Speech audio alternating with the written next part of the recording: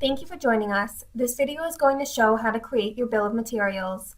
In my schematic, I'm going to right-click and choose Selection Filter. I'm going to set the filter to only parts. Highlight the schematic.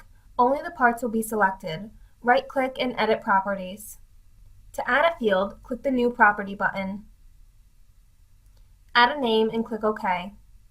I have already added manufacturer, part number, and vendor. For the purpose of this demonstration, I have filled in the majority of the fields. Fill in the required fields for your bill of materials. Use Ctrl-C and Ctrl-V to copy and paste quickly in the Properties window. I'm going to add DigiKey as the vendor.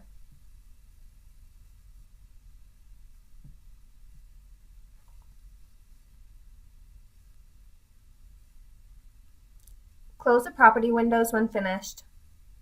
In the project directory, select Tools and Bill of Materials. Make sure the design file is selected.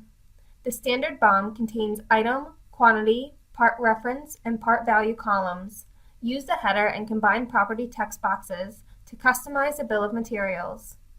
I'm going to add the properties I just created. Make sure the text precisely matches the properties added, including spaces and case. Select Open in Excel to open the bill of materials automatically. Click OK to generate the bill of materials. An Excel file is opened with all the information specified. You can also view the bill of materials in the project directory outputs.